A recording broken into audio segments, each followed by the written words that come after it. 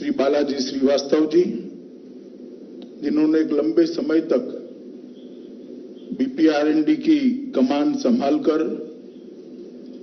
इसकी गति को बरकरार रखा, ऐसे Shri V S Kaumudi ji, additional DG BPRND Shri Neeraj Sinha ji, आज यहां उपस्थित वर्चुअल तरीके से और फिजिकल तरीके से उपस्थित सभी प्यारे भाइयों और बहनों, आप सभी को नमस्कार। आज बीपीआरएनडी के 51वें स्थापना दिवस पर मैं यहां पर आया हूं। सबसे पहले तो ढेर सारे पदक हमारे बहुत सारे पुलिस परिवार के अलग अलग कक्षा के अधिकारियों को उनके उत्कृष्ट प्रदर्शन के लिए मिले हैं। कुछ संस्थानों को भी उत्कृष्ट कंट्रीब्यूशन के लिए पदक मिला है और विशेषकर सुश्री मीराबाई हमारे बीच में उपस्थित है। देश का नाम रोशन कर वो पुलिस परिवार की सदस्य भी बनी है, वो भी उपस्थित है। वो सभी को मैं हृदय से बहुत बहुत बधाई देता हूं और उनका जो सातत्य है, श्रम है और निष्ठा है, उसकी अनुमोदना भी करता हूं, उसके लिए उनको साधुवाद भी देता हूं। मित्रों, आज बीपीआरएनडी का 51वां स्थापना दिन है। कोई भी संस्था हो, वो अपने क्षेत्र के अंदर 51 साल तक अपनी रिलेवेंसी बना सकता है, बनाए रखता है, तो उसका मतलब है उसके काम की प्रासंगिकता भी है और उसके काम में दम भी है। बीपीआरएनडी ने दोनों चीजों को सिद्ध किया है। कोई भी इंस्टीट्यूशन हो, मैं मेरे जीवन में लगभग 80 से ज्यादा इंस्टीट्यूशन से जुड़ा हूं। छोटे से छोटे खादी का काम करने वाली बहनों की संस्था से लेकर बड़े से बड़े इंस्टीट्यूशन तक, मगर कोई भी संस्थान ने अपनी प्रासंगिकता बनाए रखनी, ये बहुत बड़ी चैलेंज होती है, क्योंकि समय निरंतर बदलता रहता है और समय के अनुरूप संस्थाओं को भी बदलना पड़ता है। जो संस्थान इस दृष्टि से अपने आप को बदलता है, सातत्यपूर्ण परफॉर्मेंस करता है और परिश्रम करता है, वो ही काल की इस स्पर्धा के अंदर कालजयी बनता है। 51 साल का ये कालखंड बीपीआरएनडी को शायद आम जनता को पूछे कि क्या है, बहुत कम लोगों को मालूम होगा, मगर मैं समझता हूं कि बीपीआरएनडी का काम बहुत महत्वपूर्ण काम है। इसीलिए जब मैं पहली बार बीपीआरएनडी में आया था, तब मैंने विजिटर्स बुक में लिखा था कि बीपीआरएनडी के बगैर अच्छे पुलिसिंग की कल्पना ही नहीं हो सकती। मित्रों, बीपीआरएनडी एक और दृष्टि से भी महत्वपूर्ण है, क्योंकि हमारे संघीय ढांचे में हमने संघीय शासन व्यवस्था को स्वीकार किया है, जिसमें केंद्र सरकार होती है, कई राज्य सरकारें होती हैं, यूटीज होते हैं, और इसके काम के विभाजन के अंदर लॉ एंड ऑर्डर ये राज्य का विषय है। जब लॉ एंड ऑर्डर राज्य का विषय बनता है और संघीय ढांचे को मजबूती देनी है, तब सभी राज्यों के लॉ एंड ऑर्डर की इंप्लीमेंटिंग एजेंसी, मतलब कि पुलिस और उसके आनुषंगिक संगठनों को जोड़ने वाली एक कड़ी बहुत महत्वपूर्ण होती है। क्योंकि जो चुनौतियां होती हैं वो देश के परिप्रेक्ष्य में आती हैं। सरकारें होती हैं अलग अलग पार्टी की, अलग अलग विचारधारा की, अलग अलग सोच की होती हैं, कई बार क्षेत्रीय दलों की भी होती है। केंद्र में सरकारें कई बार मिली जुली आती है, कई बार एक दल की आती है। इस सब के हटकर अगर लॉ एंड ऑर्डर को अपनी चुनौतियों के लिए सुसज्ज बनाना है तो उसके लिए उसको जोड़ने वाली एक कड़ी चाहिए। अदरवाइज ये कड़ी की उपलब्धता नहीं है तो देश का लॉ एंड ऑर्डर बिखर जाएगा। और मैं मानता हूं कि 51 साल में बीपीआरएनडी ने देश में लॉ एंड ऑर्डर की दृष्टि से सभी राज्यों को जोड़ने वाली कड़ी का काम बहुत बखूबी किया है और अच्छे तरीके से। वरना असंभव था कि देश के सामने जो कानून और व्यवस्था की चुनौतियां मिलेगी, अलग अलग राज्यों के अलग अलग कानून, कुछ केंद्रीय कानून, कोई सीमावर्ती राज्य है, कोई बरोबर मध्य में राज्य है, कोई सागर किनारे से छूटा हुआ राज्य। ये सारी चैलेंजेस को मिट करना हर एक राज्य के लिए संभव नहीं है।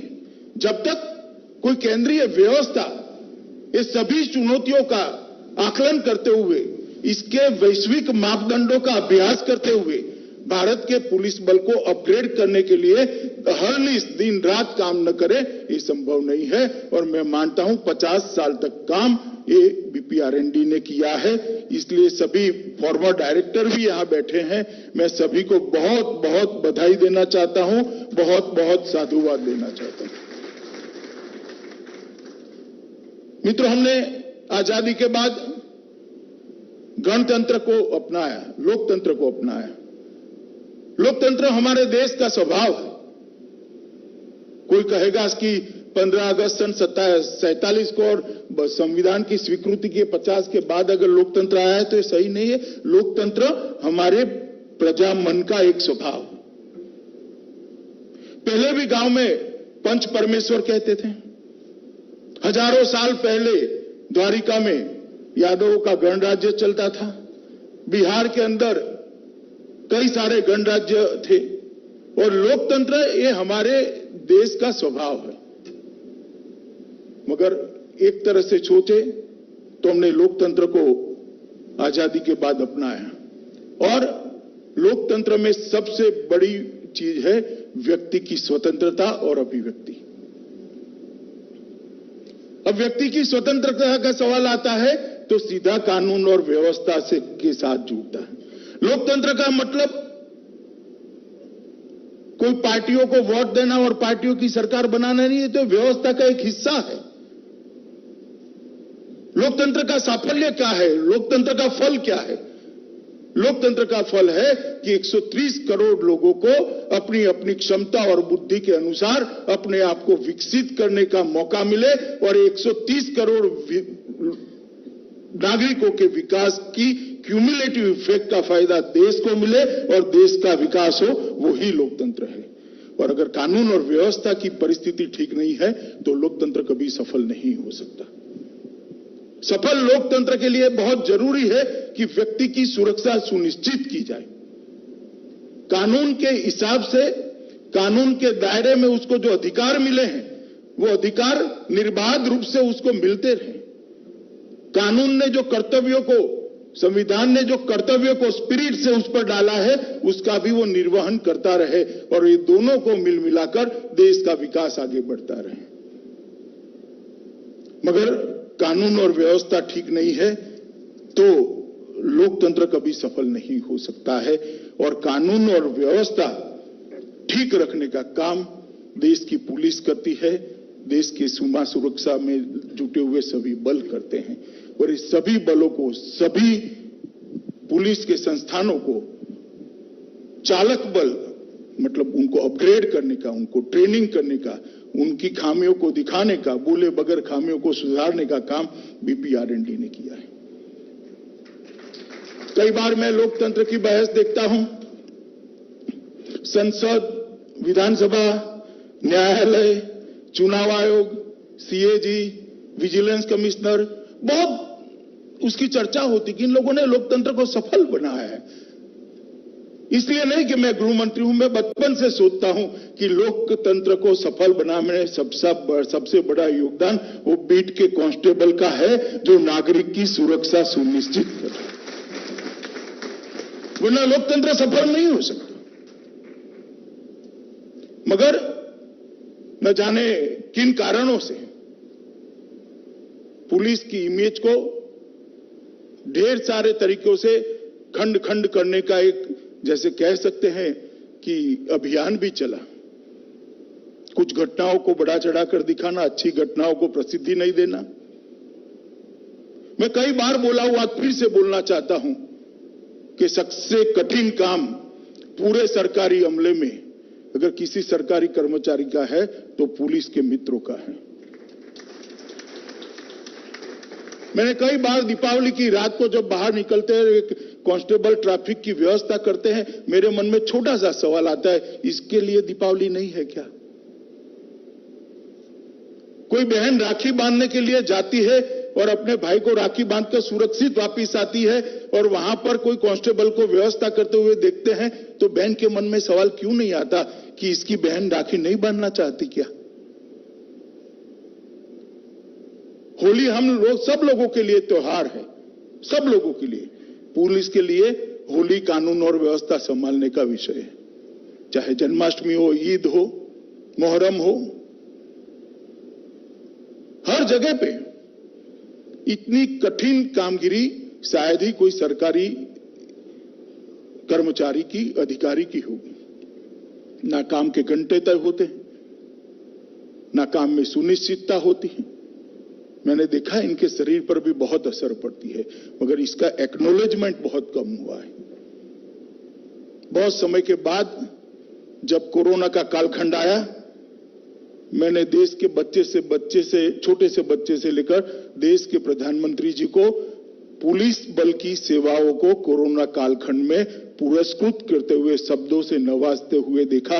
और प्रधानमंत्री जी ने हेलीकॉप्टर से पुलिस बल पर जब पुष्प वर्षा करने का काम किया, तब मुझे लगा कि आज पहली बार पुलिस बल को एक घटना के कारण इतनी सारी प्रशंसा मिल रही है। मैं आज बालाजी यहां बैठे हैं, मैं उनको कहना चाहता हूं कि पुलिस की इमेज बिल्डिंग के लिए बीपीआरएनडी ने विशेष काम करने की जरूरत है। मैं मानता हूं ये आपके मैंडेट का हिस्सा है। कोरोना कालखंड में देश भर में कश्मीर से कन्याकुमारी और द्वारिका से लेकर असम तक कई सारे पुलिस के लोगों ने, हमारे अलग अलग स्तर के अधिकारियों ने, कर्मचारियों ने बहुत अच्छा काम किया। एक इसका अच्छा डॉक्यूमेंटेशन होना चाहिए, डॉक्यूमेंट्री भी बननी चाहिए। और एक ये अच्छा काम क्षणजीवी नहीं होना चाहिए। ये अच्छा काम लिंगरिंग टेस्ट में कई सालों तक समाज और देश याद रखे, इस प्रकार की व्यवस्था बीपीआरएनडी ने सब राज्यों के पुलिस बल को साथ में रखकर, सब सीएपीएफ को साथ में रखकर करनी चाहिए। क्योंकि पुलिस की कुर्बानी, पुलिस का बलिदान एक कम चर्चा का विषय होता है, मगर आज यहां रहकर पीछे मुड़कर देखते हैं तो 35,000 से ज्यादा पुलिस के जवानों ने विभिन्न कामों के अंदर अपने जान का बलिदान दिया है। शायद भारत के सभी युद्धों में 35,000 लोग नहीं मारे गए होंगे, मगर इस 75 साल में 35,000 पुलिस के जवानों को शहादत दी है, अपना सर्वोच्च बलिदान दिया है, देश के लिए अपना जान न्यौछावर किया है। और इसीलिए इस देश के प्रधानमंत्री श्री नरेंद्र मोदी जी ने पुलिस स्मारक की रचना की और वो आज उन्नत होकर दिल्ली के बीच में है, जो बताता है कि पुलिस 35,000 बलिदानों के साथ, गौरव के साथ, आने वाले कई सालों के साथ देश की सेवा में खड़ी है। मैं जब पुलिस स्मारक पर गया था तब भी मैंने कहा था कि यहां पर देश भर के अच्छे बलिदानों का एक डॉक्यूमेंट्री बने हर राज्य से, और इसको जब बच्चे यहां आए तो दिखाया जाए। लगभग 16 राज्यों ने बच्चों के जो टूर होते हैं इसके अंदर अपने पुलिस स्मारक को समाहित कर दिया है, परंतु कोरोना के कारण बाद में टूर ही नहीं हुए। दिल्ली सरकार ने भी टूरिस्ट स्पॉट में इसको समाहित किया है। अब जब लोग आएंगे तो उनको दिखाने के लिए मटेरियल चाहिए, सभी राज्य सरकारों से संकलन कर बीपीआरएनडी ये इमेज बिल्डिंग एक्सरसाइज का अपना एक अच्छा मटेरियल तैयार कर सके, सरदार पोस्ट से लेकर आज तक का। और मैं मानता हूं ये हमारा ड्यूटी है, हमारा काम है, और बीपीआरएनडी ने ये काम बहुत अच्छे तरीके से करना चाहिए। आज मीराबाई यहां उपस्थित है। मैंने जब स्टेज पर उनसे मुलाकात हुई तो उनके भविष्य बहुत मंगल हो ऐसी शुभकामनाएं दी है। और जब मीराबाई आपको पदक मिला, देश के प्रधानमंत्री से लेके देश के छोटे से छोटे व्यक्ति तक सब लोग आपके प्रदर्शन पर गौरव कर रहे थे, ताली बजा रहे थे। और जब मैंने सुना कि आप ट्रेनिंग के लिए जाती थी, तब ट्रक ड्राइवर से लिफ्ट लेकर जाती थी, तब मुझे लगा कि खिलाड़ियों की सुविधाओं के लिए कितना करना अभी बाकी है। मगर फिर भी आपने बहुत संघर्ष किया। आपके कोच भी आए हैं, मैं उनको भी बधाई देना चाहता हूं और आपको आगे पर बहुत अच्छे परफॉर्मेंस के लिए शुभकामनाएं भी देना चाहता हूं कि चांदी से संतोष मत करिएगा, आप गोल्ड लेकर आइए, पूरा देश उसकी राह देख रहा है। मित्रों, बीपीआरएनडी एक ऐसा संस्थान है जिसने ढर्रे में नहीं फंसना चाहिए। बीपीआरएनडी ने चुनौतियों के हिसाब से अपने काम को बदलना चाहिए, क्योंकि बीपीआरएनडी का एक मुख्य काम है चुनौतियों को निपटने की पुलिस बल की तैयारी कराना। और चुनौतियां स्थायी नहीं होती है, देश के समक्ष चुनौतियां बदलती रहती है। शायद बीपीआरएनडी की स्थापना के वक्त लॉ एंड ऑर्डर की जो चुनौतियां होगी वो आज सबसे कम प्रायोरिटी वाली चुनौती होगी। निस्तनाबूद तो नहीं होती मगर सबसे कम। आज साइबर अटैक सबसे बड़ी चुनौती है, ड्रोन अटैक सबसे बड़ी चुनौती है, नारकोटिक्स का स्मगलिंग सबसे बड़ी चुनौती है, फेक करेंसी सबसे बड़ी चुनौती है, हवाला रैकेट सबसे बड़ी चुनौती है। ये सब के लिए बदलती चुनौतियों को नापकर इसकी तैयारी करना और विश्व भर में इस चुनौतियों को निपटने के लिए जो बेस्ट प्रैक्टिसेस है इसका अध्ययन कर हमारे देश भर के पुलिस बल को तैयार करना। आप बहुत अच्छे से कर रहे हैं, मुझे इसमें कोई गीला शिकवा नहीं है, परंतु मैं कहना चाहता हूं इसको और पैना करने की जरूरत है, इसमें द्रुत गति लाने की जरूरत, स्पीड बढ़ाने की जरूरत। 2 साल पहले मैं बीपीआरएनडी में आया था। बेसिक पुलिसिंग, पुलिस रिफॉर्म और कई सारी चीजों पर मैंने बात करी थी। मुझे आनंद है कि मोडस ऑपरेंडी से लेकर कई सारी चीजों पर आपने इसको जमीन पर भी उतारा है और आगे भी ले जा रहे हैं। मगर अभी भी मेरा आग्रह है कि बीट सिस्टम को रिवाइव करे बगैर बेसिक पुलिसिंग अच्छा नहीं हो सकता। बीट सिस्टम को रिवाइव करने के लिए, बीट सिस्टम को अपडेट करने के लिए, बीट सिस्टम का टेक्नोलॉजिकल अपग्रेडेशन करने के लिए बीपीआरएनडी ने और काम करने की जरूरत है, ऐसा मैं मानता हूं। अभी मोदी जी के नेतृत्व में भारत सरकार का गृह विभाग सीआरपीसी, आईपीसी और एविडेंस एक्ट में आमूल चूर परिवर्तन करने के लिए ढेर सारी एक्सरसाइज कर रहा है। मुझे कहते हुए आनंद है कि मोदी जी के नेतृत्व में बीपीआरएनडी ने भी इस पर बहुत अच्छा कंट्रीब्यूट किया है। ढेर सारे लोगों से चर्चा कर ब्यूरो ने 14 राज्य, 3 केंद्र शासित प्रदेश, 8 सीपीओएस, 6 सीएपीएफ और 7 गैर सरकारी संस्थानों से चर्चा कर बहुत अच्छा तीनों एक्ट के अंदर सुझाव, बदलाव के सुझाव भेजे हैं। तो इस पर काम चल रहा है। मगर मैं मानता हूं कि लास्ट टाइम मैं कह कर गया था, आपने बहुत अच्छे तरीके से उसको करा है और सीआरपीसी, आईपीसी को ठीक तरीके से अमेंड करने के लिए वो बहुत सहायभूत होगा। मित्रों, आज मैं यहां पर आया हूं तब बीपीआरएनडी के चार्टर के अंदर, मैंने कल चार्टर देखा था, कुछ चीजें जोड़ना भी चाहता हूं। वैसे स्ट्रेच करे तो चार्टर के अंदर सीएपीएफ है ही, परंतु जिस प्रकार की सीमाओं की सुरक्षा के बारे में चुनौती आज हमारे सामने आई है, मुझे लगता है सीएपीएफ का आधुनिकीकरण, सीएपीएफ का ट्रेनिंग, उसका संचालन और ऑपरेशन स्किल बढ़ाने के लिए बीपीआरएनडी ने काम करना चाहिए। गृह मंत्रालय जरूरी होगा तो आपके चार्टर के अंदर सुधार भी करेगा, परंतु मैं मानता हूं कि ये काम बीपीआरएनडी बहुत अच्छे तरीके से सबको साथ में रखकर कर सकती है और ये करना चाहिए, क्योंकि ये नितांत जरूरी है कि हमारी भू सीमा और समुद्री सीमा दोनों सुरक्षित रहे और उसके सुरक्षा में कोई गोताही न हो।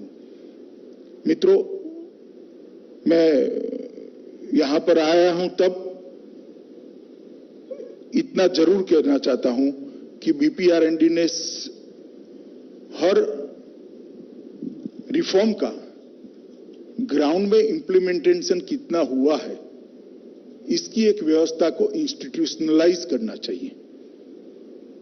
ये व्यवस्था इंस्टीट्यूशनलाइज करे बगैर हमारे सुधार प्रैक्टिकल है या नहीं है, हमारे सुधार के लिए हम जिसके माध्यम से सुधार को लागू करना है वो पुलिस बल को मोटिवेट कर पाए या नहीं कर पाए, ये जान नहीं सकते।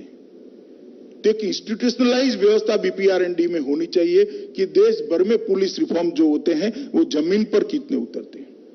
पुस्तक लिखना भी अच्छी बात है, सर्कुलर निकालना भी अच्छी बात है, आरएनडी होना भी अच्छी बात है, मगर सबसे महत्वपूर्ण बात इसको जमीन पर उतारना होता है। तो इस पर भी बीपीआरएनडी ने एक इंस्टीट्यूशनलाइज व्यवस्था करनी चाहिए, ऐसा मुझे लगता है। मित्रों, मोदी जी के नेतृत्व में जो सरकार चल रही है, सरकार ने देश की आंतरिक सुरक्षा के लिए ढेर सारे काम किए। हमने वैधानिक ढांचे को सुदृढ़ करने के लिए बहुत बड़ा काम किया। ढेर सारे कानून हमने बदले हैं, समयानुकूल करे हैं और इसमें लॉ एनफोर्समेंट एजेंसी को बल मिले, इस प्रकार की व्यवस्थाएं की। जम्मू और कश्मीर का धारा 370 और 35 को निरस्त करना, अभी सीआरपीसी आईपीसी का पूरा परिवर्तन का काम हमने हाथ में लिया है। काम बहुत बड़ा है, 2 साल से चल रहा है। साइबर सुरक्षा के लिए भी ढेर सारे काम किए हैं और मिनिमम गवर्नमेंट मैक्सिमम गवर्नेंस के मोदी जी के सूत्र को गृह विभाग ने चरितार्थ करने का स्पिरिट के साथ प्रयास किया है। ये मैंने जो कहा है 4 लिंब के अंदर तहत एनआईए एक्ट में हमने संशोधन किया, शस्त्र अधिनियम में बदलाव किया, यूएपीए कानून में बदलाव किया, धारा 370 और 35 को समाप्त किया, नारकोड के माध्यम से 4 स्तरीय संरचना निर्माण कर नारकोटिक्स पर हमने बहुत बड़ी नकेल कसने के लिए एक अभियान की शुरुआत की है। और मैं बहुत मन से अच्छे भाव से कह रहा हूं कि देश भर की पुलिस और नारकोटिक्स कंट्रोल ब्यूरो ने विगत 25 साल में सबसे ज्यादा नारकोटिक्स ये 2 सालों के अंदर पकड़कर अपना ही रिकॉर्ड तोड़ा। मगर इसके लिए ढेर सारे एनएलएफटी का समझौता, ब्रू शरणार्थियों का पुनर्वसन, बोडो शांति समझौता और आज 4 बजे ही कार्बी आंगलोंग के साथ समझौता होना है।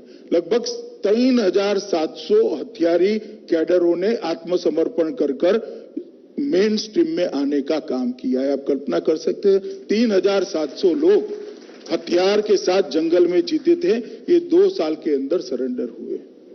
और हमारा लक्ष्य है कि जो हथियार डालेगा उससे संवाद कर हम उसको मेन स्ट्रीम में लाने का पूरा निष्ठा से प्रयास करेंगे। जिनके हाथ में हथियार है उसके लिए भी हम बहुत तेजी से काम कर रहे हैं। गुजरात में national academy for coastal policing की भी स्थापना हुई है। अपने तरीके का एक बहुत महत्वपूर्ण सेंटर साइबर क्राइम को रोकने के लिए बना है। National cyber crime reporting portal को देश को समर्पित कर दिया जा चुका है और पॉपुलर बनाने की जरूरत है, परंतु बहुत अच्छे तरीके से राष्ट्र को समर्पित प्रधानमंत्री कर चुके होते, मगर मुझे आशा है कि कुछ ही समय में नेटग्रिड को भी देश के प्रधानमंत्री जी राष्ट्र को समर्पित करेंगे। राष्ट्रीय स्तर पर निजी सुरक्षा एजेंसी लाइसेंसिंग पोर्टल कर हमने बहुत अच्छा एक प्रयोग किया है। मित्रों, मैं इतना ही कहना चाहता हूं कि देश की आंतरिक सुरक्षा सीएपीएफ संभाल रहे हैं और मैं 2.5 साल तक इस विभाग में काम कर सुनिश्चित हूं कि जिस मुस्तैदी के साथ हमारे सीएपीएफ बॉर्डर को संभाल रहे हैं और जिस मुस्तैदी के साथ हमारा पुलिस बल आंतरिक सुरक्षा को संभाल रहा है, हम बहुत सलामत हाथों में हैं। मगर चुनौतियां बदलती है, चुनौतियां बढ़ती हैं, बढ़ती हुई और बदलती हुई चुनौतियों में सुरक्षा के दृष्टि से, आंतरिक सुरक्षा की दृष्टि से विशेषकर बहुत महत्वपूर्ण होने वाला है, क्योंकि मोदी जी के नेतृत्व में जिस प्रकार से देश आगे बढ़ रहा है, 5 ट्रिलियन रिफॉर्म्स हो रहे हैं चाहिए, और हमने सभी चुनौतियों का आकलन कर देश भर के पुलिस बल और हमारे सीएपीएफ ने हर चुनौतियों का सामना करने के लिए तैयार रहना चाहिए।